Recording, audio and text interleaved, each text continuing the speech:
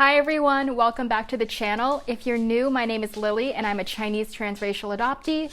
I post videos about my life as a transracial adoptee in hopes to connect with others and remind them that we are not alone in our adoption experiences. So if that's something you're interested in, stay tuned and let's begin. So the topic that I'm going to talk about today is my experiences with learning Chinese.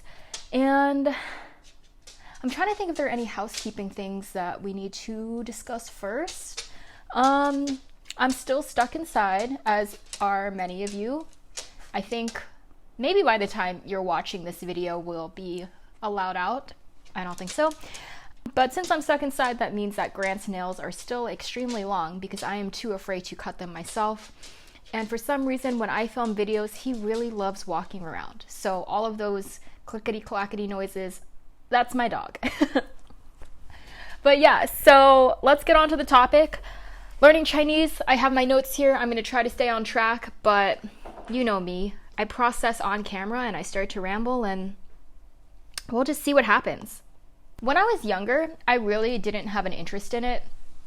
And looking back, I really want to just kick my younger self and say you really need to stay in this because it's going to be annoying when you're trying to learn when you're older.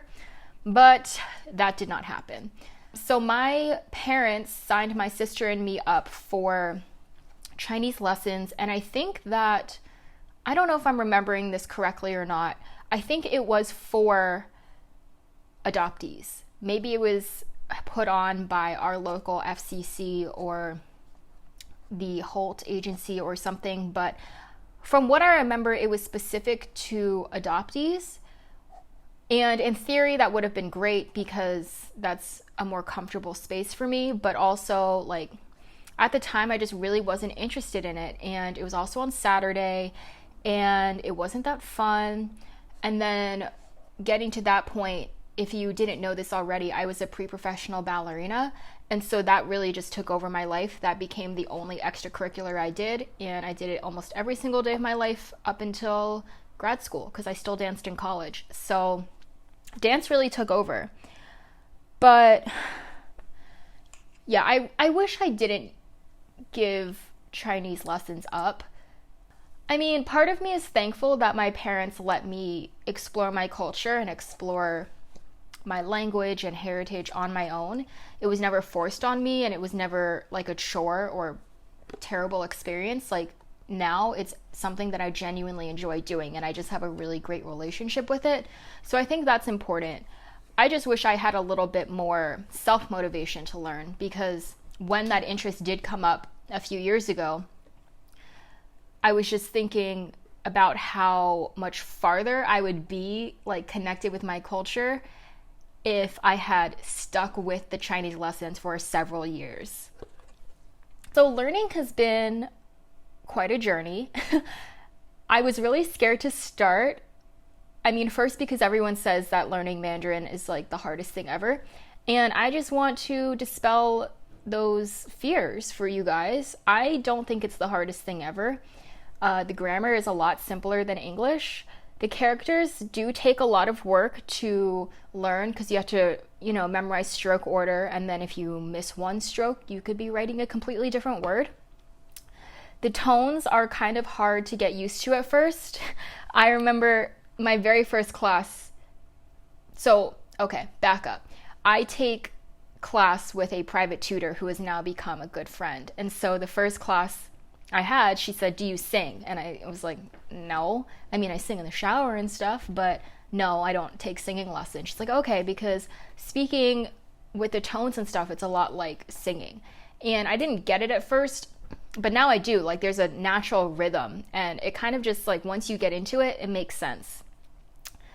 And so, yeah, it's definitely, I don't think it's as hard as people say it is. I think you just need to take the plunge and go for it.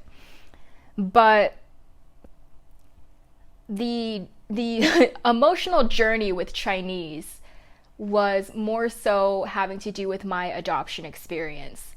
And so I knew that I didn't want to go to a traditional Chinese class.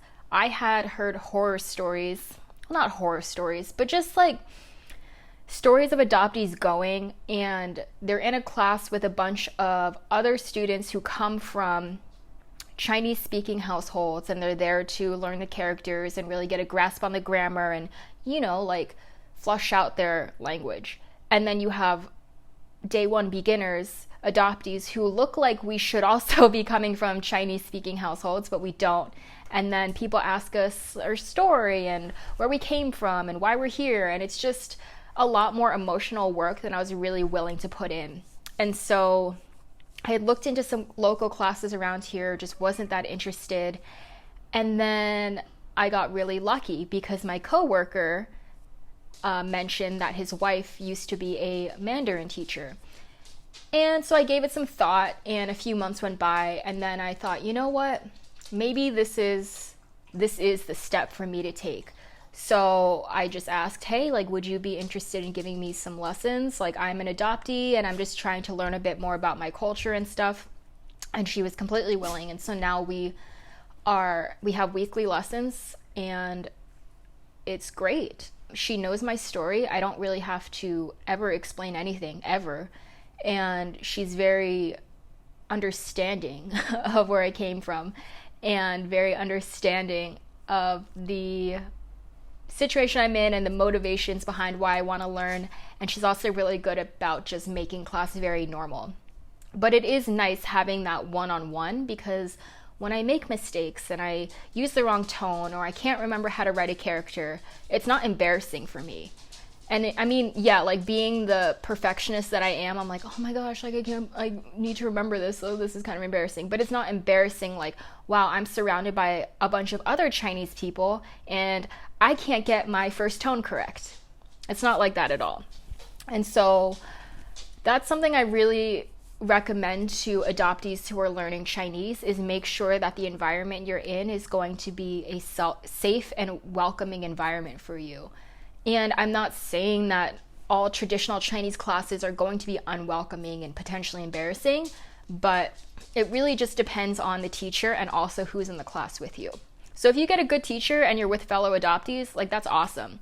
And I know now during the pandemic, a lot of adoptees who are learning are starting these virtual groups to have conversation practice, and the adoptees who know a little bit more are offering lessons and that type of thing. So if that's something that you really want to go for, like maybe that's the step that you should take, these virtual classes. Because my class obviously now is virtual. It's been virtual because my teacher and friend actually moved, but we figured out a way to keep our lessons going. And I'm really, really thankful for that. I would advise adoptees though that learning it can be a bit weird. Like, so my Chinese name was Yuan Fei Gong, and my parents dropped the Yuan from my name because that's the surname that my orphanage gave me. And so I always knew that that signified that I was an orphan and I belonged to the state at that point. And then Fei Gong was kept as my middle name.